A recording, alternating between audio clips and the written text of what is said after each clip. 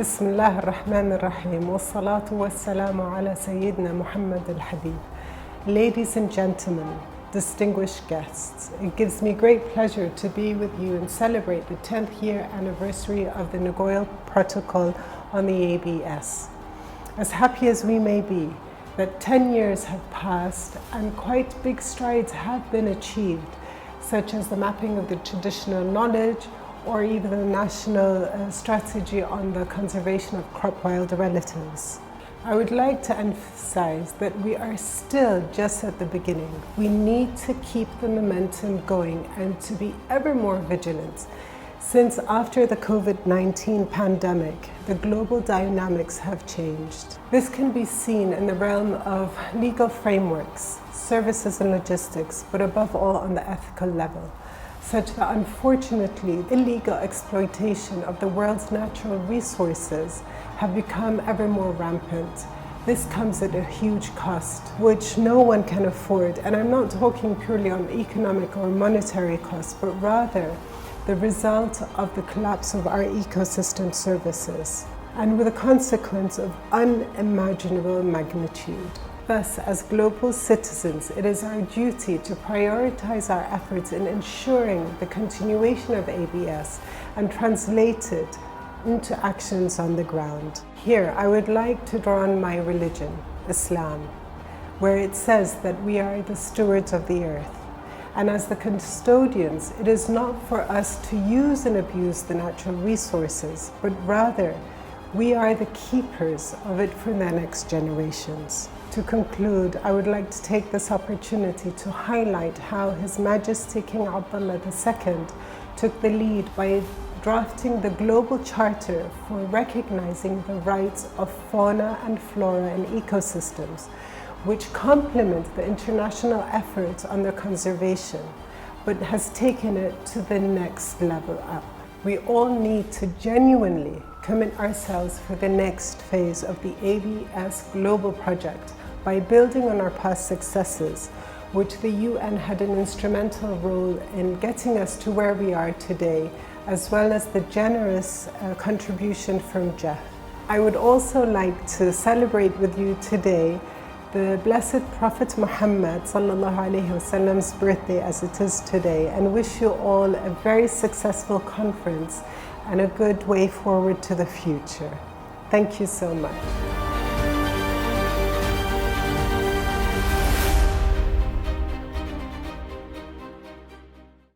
Las tres palabras que definirían para mí el acceso a recursos genéticos y participación justa de beneficios serían futuro, negocio y sostenibilidad. Porque para mí el único futuro posible para todo negocio generado por cualquier empresa a partir de la naturaleza y los conocimientos tradicionales asociados es seguir el camino de la sostenibilidad y de la equidad. El protocolo de Nagoya está teniendo un impacto muy importante en el sector cosmético. Y es que hay que tener en cuenta que la naturaleza y los conocimientos tradicionales asociados a la misma son una muy importante fuente de innovación en nuestro sector.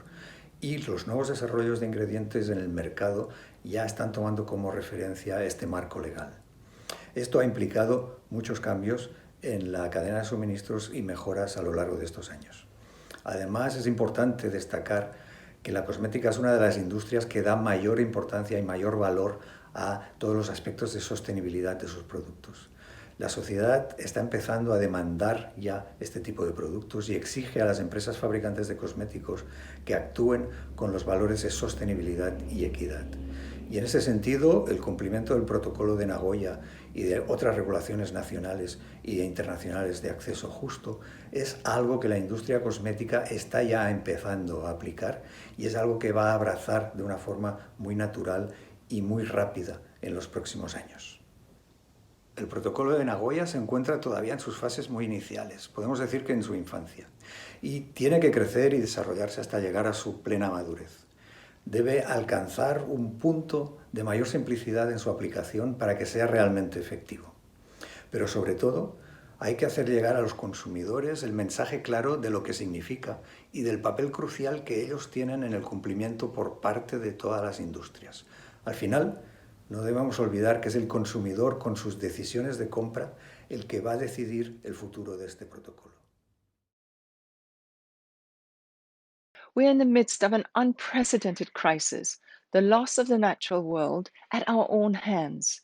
But while the problem is of our own making, so too can be the solutions. The protection and recovery of biodiversity can and must be done in a way that incentivizes conservation, uses wisely, reverses loss, and provides economic opportunities for people around the world.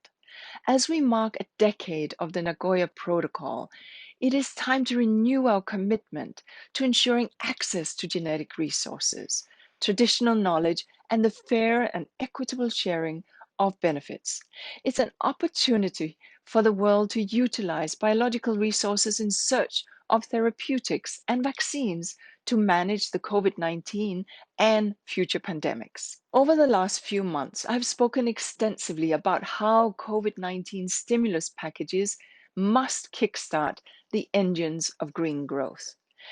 As part of these shifts that we need to make, nature and its bounty provides opportunities, but these opportunities have to be equitably shared so that everyone moves forward together towards a sustainable future.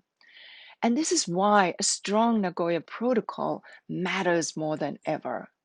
Indigenous knowledge offers us ways to tap into and protect nature, and we need to look at this as an essential ingredient for moving forward. And last, but certainly not least, our goalpost will be an ambitious post-2020 global biodiversity framework that ensures we step up manifold the benefits of genetic resources and ensure that these are shared fairly and equitably in every corner of the world. We've made good progress in the last decade, but in this decade of action, now is the time to use science, embrace multilateralism, and build partnerships to truly benefit from nature. So, let's get the job done. Thank you.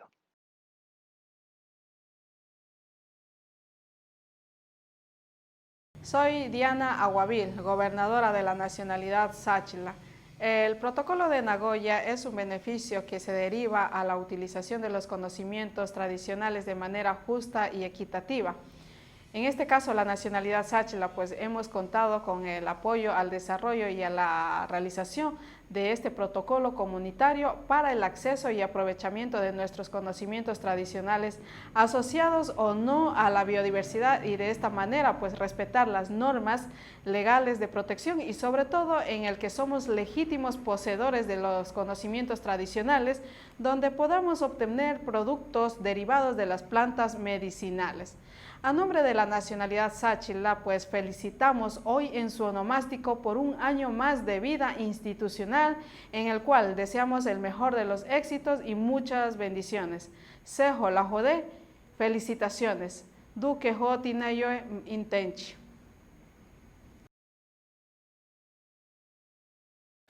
I am Koizumi Shinjiro, Minister of the Environment of Japan. I am honored to have this precious opportunity to deliver my congratulations on the 10th anniversary of the adoption of the Nagoya Protocol. I would like to express my sincere gratitude to the UNDP-GEF Global ABS Project, the Secretariat of the CBD, and all persons concerned for their efforts to realize this Global ABS Budget Conference 2020. First of all, I have a big announcement. The Prime Minister Suga of Japan has just declared that Japan will aim for net zero greenhouse gas emissions by 2050 to realize carbon neutrality. I believe this ambitious declaration will undoubtedly strengthen the synergy between the Paris Agreement and the 2050 vision, living in harmony with nature. Currently, we are in the negotiation process toward COP15. The outcome is unpredictable. We will have to continue our hard work right up until the last minute. As a matter of fact, Japan experienced similar difficulties or birth pangs of the Nagoya Protocol 10 years ago. The negotiations over the ABS Protocol were extended past midnight with no agreement in sight. But because we were able to overcome such difficulties and adapt the protocol, we come together today to celebrate its 10th anniversary. Although there is a diversity of strong standpoints and opinions among the parties, Japan maintains the same spirit as during the presidency of COP10. We will work tenaciously toward a successful agreement on the post-2020 Global Biodiversity Framework, which I believe will lead to human prosperity. We should recognize that the COVID-19 crisis is a serious message from our ecosystems, demanding that we change our behavior. Recovery from the crisis requires the redesigning of our socioeconomic systems to make them more sustainable and resilient. It is thus essential that redesign be incorporated into the post-2020 Global Biodiversity Framework. That is why we need to work in cooperation with each other toward COP15 to realize a sustainable and resilient recovery from the COVID-19 crisis. So, in that spirit, let us work together to redesign our whole society. Happy birthday, Nagoya Protocol. Thank you. Arigato. It's also important to know that this has also made the indigenous people to recognize and to be recognized as a vital role when conservation and protection of our natural resources, and especially on the process of the genetic resources and so on, which has made them to be able to sit together as a team, as a community, develop their own biocultural protocols, community protocols that have made them to bring back their own institutions, their own traditional institutions, so that they can be able to sit down and decide who is to give a peak, that is a pre-informed consent when there is any negotiation, the mutually agreed terms, discussions that happen. These are some of the key crucial important points that are very important for us while we celebrate this. The implementation process is still on, and it's very crucial that governments really work with indigenous peoples. A human rights approach is very important for stakeholders to be able to work with us so that we can be able to understand each other and help each other in terms of our development and the implementation of the Nagoya Protocol. Hello, this is Manuel Rodríguez, CEO of the Global Environmental Facility. Indigenous people and local communities has over many generations built up invaluable knowledge on how to use and conserve biological resources. But this knowledge and the communities that created and nurtured it are now at grave risk. We must protect them both if we are to have any hope for fostering biodiversity conservation as well as sustainable and equitable development. The genetic variability of plants, animals, and microbes may hold the key to many challenges ahead of us. We need to conserve them for our own good as well as for the generation to come. Today we mark and celebrate the 10th anniversary of the Nagoya Protocol on Accesses and Benefit Sharing. That landmark agreement opened the door for a global commitment on accessing and sharing the benefits that arise out of the utilization of genetic resources. Over the past decade, we have seen that such a commitment is vital to stemming the loss of biological resources and their genetic makeup. These biological resources provide a wide range of products and services for human benefit. Much of the world relies on traditional plant-based treatment for their primary health care. We also must maintain old and new agricultural varieties that can anticipate the impacts of climate change and sustain a growing population. The biotechnology industry is constantly harnessing living organisms to develop pharmaceuticals, cosmetic, and effective substitutes for harmful herbicides and pesticides that pollute rivers, the ocean, and the health of the people. The GEF has been proud to support the Nagoya Protocol since its inception. The GEF provided financial resources for the ratification and implementation of the protocol and helped build projects on existing partnerships and joint venture of governments, the private sector, the national and international academic and research institutions. These groups are engaging indigenous people and local communities as well as private owners and national or regional parks in the search for genetic resources of interest to agriculture, manufacturing, and other sectors. The GEF will continue to support national and regional implementation of the Nagoya Protocol. We are working to identify gaps in access and benefit sharing provisions in existing policies, laws, regulations, and developing institutional capacities. The GEF is also helping to develop and implement a strategy and action plan for access and benefit sharing measures, such as innovative policies, legal frameworks, and regulatory dispositions, as well as institutional agreements, capacity to monitor the use of genetic resources, compliances with the legislation, and cooperation on transboundary issues. We are committed to build capacity among stakeholders, including Indigenous people and local communities, but especially women, to negotiate between providers and users of genetic resources. These genetic resources are a treasure trove of the planet that we must harness for the present and future generations. The GEF wishes a very happy 10th anniversary to the Nagoya Protocol and all of those who work to further its vital goals. We look forward to work together for another 10 years and beyond to foster both the sustainable development of Indigenous people and local communities and the continued conservation of our natural capital. Thank you so much.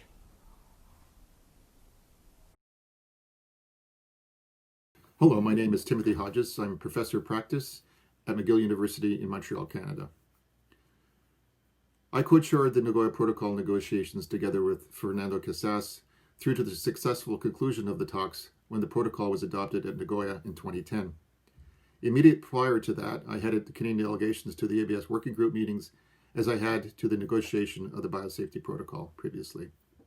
Some jurisdictions have been reluctant to ratify and implement the protocol, in part because of concerns regarding Indigenous peoples' rights. I'd say it's time to turn this around and see implementation of the protocol by Indigenous peoples as a good thing, a sustainable thing, and a right thing to do. We need more political and policy leadership. Yes, lawyers are great, but we need leaders as well. I'm really impressed with the sustained efforts over the past 10 years with many in terms of implementing the protocol at all levels of government, Indigenous peoples communities and research community in a number of countries across all regions. I think we're finally seeing a growing realization that the protocol is and has always been about sustainable development. As a career diplomat, I had negotiated many treaties in a wide range of forms before the ABS talks, but nothing could have fully prepared me for the tremendous challenges of co-chairing the protocol negotiations. We're all in this together, and collaboration is crucial, across jurisdictions, but also between ministries of health and the environment. All countries have a role to play in ensuring the flow of both samples and DSI, as well as sharing the benefits that are generated. I strongly believe that the protocol is even more relevant today than in 2010. It is a cornerstone of sustainable development and generates benefits for researchers, Indigenous peoples, industry, governments, and public and private researchers. The protocol embraces a win-win approach. Please join me and so many others from around the world in our community of practice. Join the global ABS community. Todas y todos quienes estamos reunidos para esta conferencia global ABS 2020 y discutir la visión de ABS para la próxima década. Hablo en nombre del Foro Internacional Indígena sobre Biodiversidad. Saludamos a las organizaciones de este importante evento y agradecemos por la amable invitación. El FIP felicita a quienes han sido parte de las negociaciones del Protocolo de Nagoya, razón por la que merece esta celebración del 10º aniversario. Estos 10 años han estado marcados por múltiples avances y esfuerzos realizados a nivel mundial para su implementación. Sin duda alguna, para los pueblos indígenas, el protocolo es un instrumento perfectible que ha sentado las bases, reconociéndonos como dueños de nuestros conocimientos tradicionales asociados a recursos genéticos y recursos genéticos en nuestro territorio. Un hito histórico en el reconocimiento de nuestros derechos como pueblos indígenas. En este tiempo también hemos ganado experiencia estableciendo nuestras relaciones con las instituciones gubernamentales y usuarios en un marco de respeto. Otro de los hitos ha sido la incorporación de representantes indígenas en el Comité de Cumplimiento del Protocolo. En estos 10 años se ha avanzado en un marco de regulación legal sobre recursos genéticos, pero se ha avanzado muy poco en el marco legal e institucional en relación al acceso y la participación de los beneficios por la utilización de conocimientos tradicionales asociados a recursos genéticos y de recursos genéticos que poseemos. Por ello, el ABS que queremos debería estar centrado en las siguientes acciones. 1. Establecimiento de marcos institucionales y legales adecuados con la participación plena y efectiva de pueblos indígenas y de acuerdo a los estándares del Protocolo de Nagoya a nivel nacional en cuanto al acceso y participación en los beneficios por la utilización de conocimientos tradicionales asociados a recursos genéticos y recursos genéticos a nuestro poder que dé seguridad jurídica a nuestros pueblos y así evitar la biopiratería y apropiación ilegal. 2. La creación y el reconocimiento de protocolos comunitarios bioculturales como instrumentos efectivos para la conservación y uso sostenible de nuestra diversidad biológica y entendidos como una expresión de los sistemas normativos indígenas, los cuales pueden incluir no solo aspectos del Protocolo de Nagoya, sino también del Convenio sobre Diversidad Biológica. 3. Fortalecimiento de los protocolos comunitarios y el derecho consuetudinario para poder integrar a la relación entre proveedores y usuarios de recursos genéticos, la memoria histórica, cultural, biocultural y natural de nuestros pueblos indígenas, como un elemento clave dentro de la aprobación del consentimiento libre, previo y fundamentado, y la elaboración de las condiciones mutuamente acordadas. Asimismo, es prioritario el desarrollo e impulso de instrumentos financieros para poder hacer de alcance colectivo los beneficios económicos resultado del acceso a recursos genéticos y conocimientos tradicionales.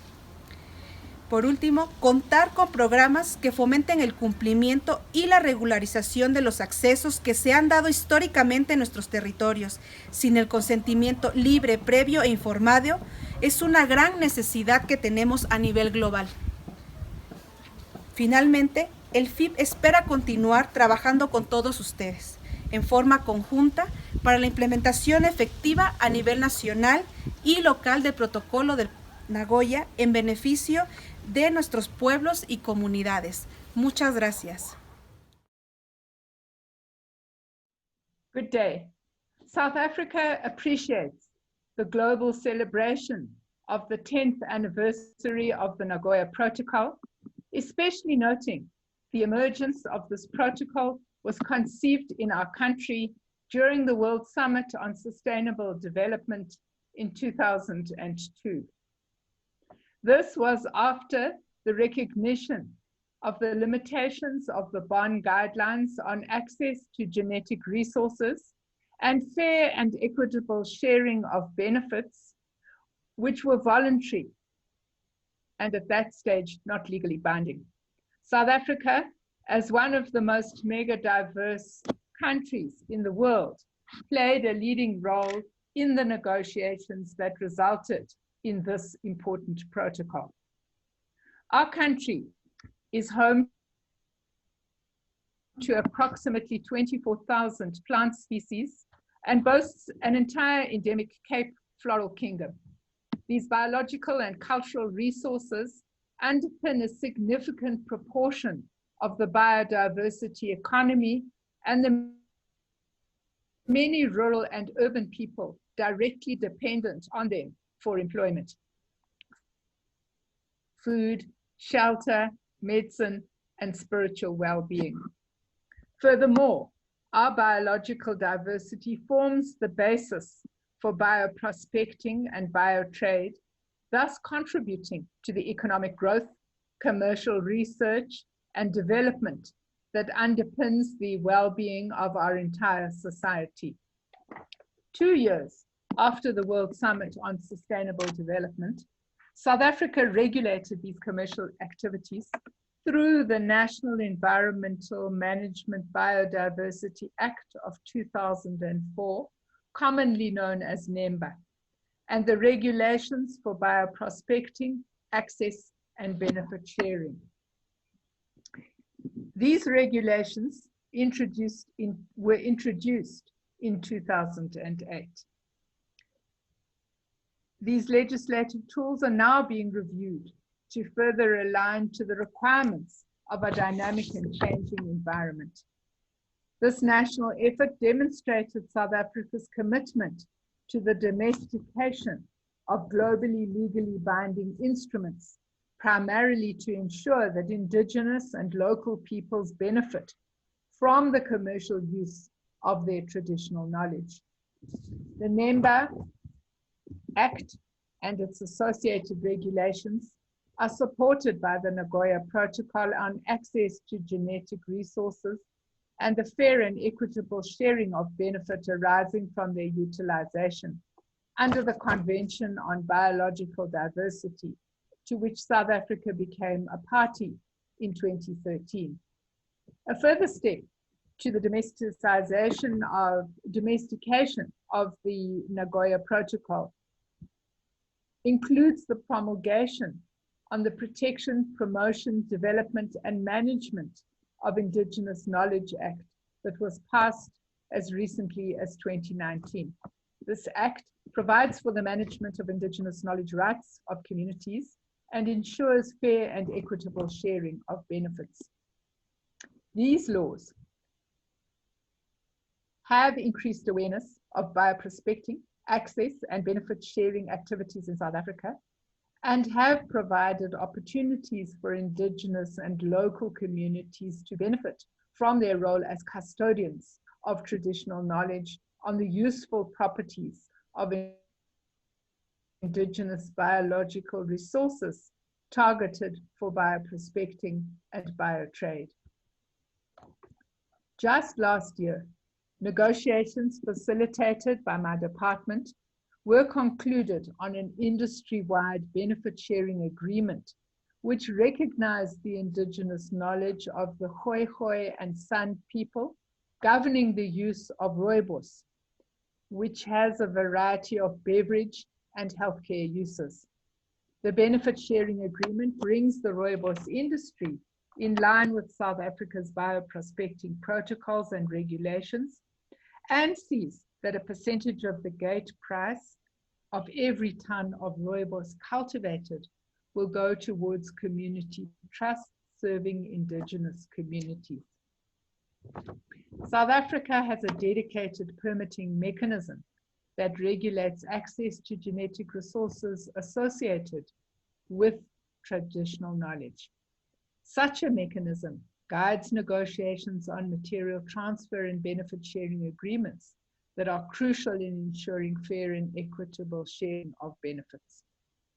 At the subnational level, systems are in place for ensuring sustainable harvesting and collection of Indigenous biological resources, being supported by biodiversity management plans for priority species to ensure the long-term survival of the species in the wild, while at the same time enhancing compliance, monitoring, and law enforcement. South Africa considers the Nagoya Protocol as an important global instrument in the protection of Indigenous knowledge holders of genetic resources. Although the benefits of the Nagoya Protocol have not yet been experienced by many communities, this is one protocol that facilitates redress of past imbalances through tangible, fair, and equitable sharing of benefits arising from the utilization of genetic resources and their associated knowledge. This protocol can be counted amongst those global instruments that contribute to the much needed global solutions for human well-being, biodiversity, health, and of course, food security. I thank you. Para mí, el acceso a los recursos genéticos y la participación justa y equitativa es biodiversidad, justicia y equidad. La implementación del Protocolo de Nagoya en la República Dominicana ha permitido ampliar nuestro espectro de acción individual e institucional, ganando una experiencia única y valiosa para el desarrollo de iniciativas de conservación de los recursos genéticos apoyados en un marco legal, nacional e internacional. Llegó para quedarse. Para el futuro, quisiera que la utilización de los recursos genéticos esté apoyada en tecnologías pertinentes con soluciones basadas en la naturaleza y el desarrollo sostenible, con la participación del gobierno, el sector privado y las comunidades, trabajando juntas con equidad y transparencia. Desde la República Dominicana felicitamos los 10 años transcurridos del Protocolo de Nagoya y a todos los países que han firmado su ratificación. Felicidades.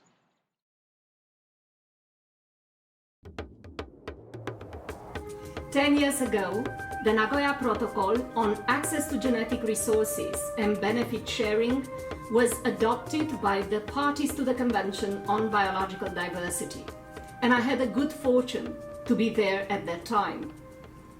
This international instrument is a landmark achievement of the third objective of the Convention, the fair and equitable sharing of the benefits arising from the utilization of genetic resources.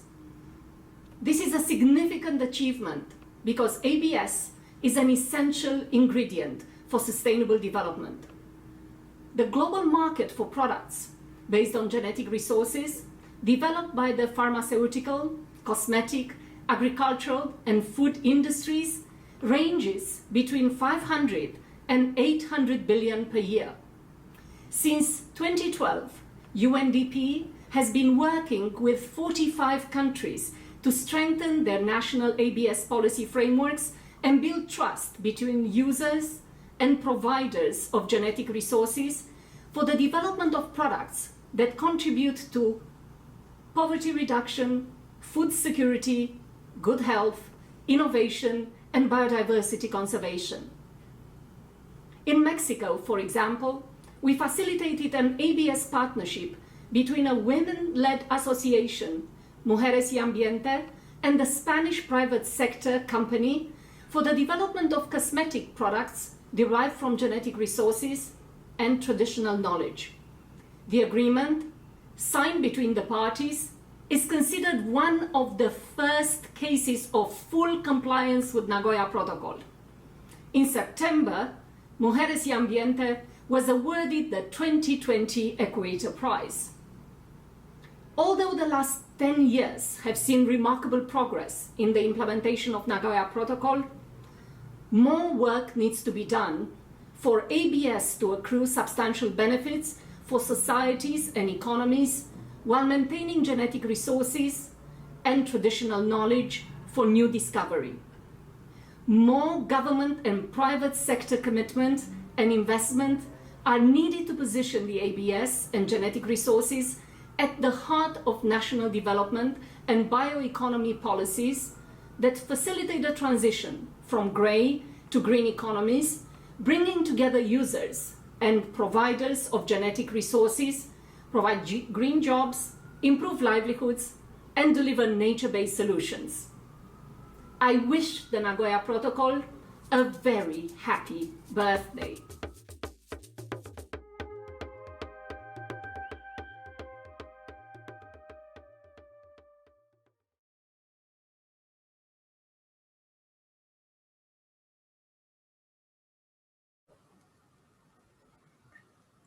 Dear friends and colleagues, it is a great pleasure to join you today in the celebration of the 10th anniversary of the adoption of the Nagoya Protocol on access and benefit sharing. This anniversary marks an important milestone in the implementation of the Nagoya Protocol. I am particularly pleased to see that the Nagoya Protocol to date has 127 parties from all regions, which attest to the importance that countries attach to it, and also indicates the general commitment towards its implementation. As you know, since the adoption of the Nagoya Protocol, the Secretariat of the International Treaty has been working very closely with the Secretariat of the Convention on Biological Diversity in various activities aimed at supporting mutual supportiveness in the implementation of Nagoya Protocol and the international treaty. Shortly after the adoption of the protocol, both secretariats joined hands in organizing a series of awareness-raising and capacity-building activities to support the ratification and early entry into force of the Nagoya Protocol. On July 9, 2018, the Executive Secretary of the CBD and I signed a new Memorandum of Cooperation on the margins of the second meeting of the CBD's subsidiary body on implementation. The memorandum was intended to enhance institutional cooperation between the two secretariats, especially in capacity development activities dealing with access and benefit sharing, including the organization of workshops, meetings, seminars. It also included the coordination of technical assistance at different levels and the exchange of information on capacity development and other relevant activities. The Secretariats of the Treaty and the Convention have continued their collaboration with a number of partners to build capacity for mutually supportive implementation of the protocol and the treaty. I am very pleased that the cooperation between the two secretariats has continued to flourish and grow over the past years. On this special occasion, let me conclude by reiterating that the Secretariat of the International Treaty remains fully committed to continue its close collaboration with the Convention and working jointly for the harmonious and mutually supportive implementation of the Nagoya Protocol and the International Treaty. I look forward to the next 10 years of collaboration and much progress for the protocol. I wish you a very happy anniversary.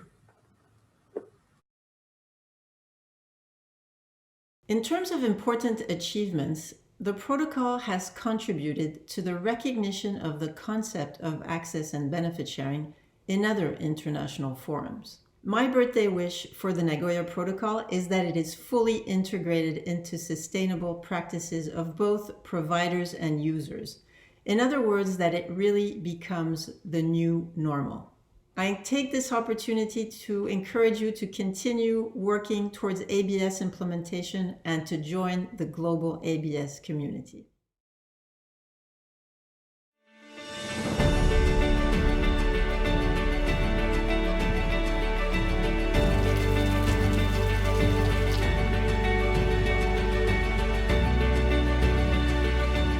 I would like to extend my happiness of this event dedicated to celebrate the 10th anniversary of the adoption of the Nagoya Protocol on access to genetic resources and the fair and equitable sharing of the benefits derived from their utilization, ABS, and to actively contribute to the post-2020 Biodiversity Strategic Framework discussions on ABS. Ladies and gentlemen, Jordan is a small country with many development aspirations and challenges, coupled with extremely limited natural resources. However, with a remarkable biological diversity, the varied physical characteristics of the country have yielded an unusual case of richness of landforms and biological diversity in terms of landscapes, ecosystems, and species. And in Jordan, as we deeply believe of the importance of genetic resources and its linked traditional knowledge and the equitable sharing of the benefits derived from it, especially for the local communities, Jordan was one of the first countries endorse the Nagoya Protocol. And we were proud to be chosen as one of the 23 countries implemented the UNDP-GEF Global Project on access to genetic resources and benefit sharing, and one of the champions of this project as we fulfilled all its requirements and commitments. And we successfully finished legal framework. As a next step, we hope to have the opportunity and all resources to implement next phases focusing on capacity building and raising awareness regarding the importance of the genetic resources and maintain the rights of the local communities to be benefited from its linked traditional knowledge. His Majesty King Abdullah II, at the United Nations Summit on Biodiversity, warned that nature itself is now existential peril. Its sustainability for future generations in jeopardy, and the impact of food security is threatening humanity's very existence. COVID-19 has taught us a lesson. We cannot keep neglecting nature and expect no consequences. Finally, I would like to extend my great gratitude and thanks to the organizers of this important event and wish the Nagoya Protocol a happy 10th anniversary and a prosperous future for ABS, and I hope that we all achieve the goals that we aspire to ensure the sustainability of the biological diversity.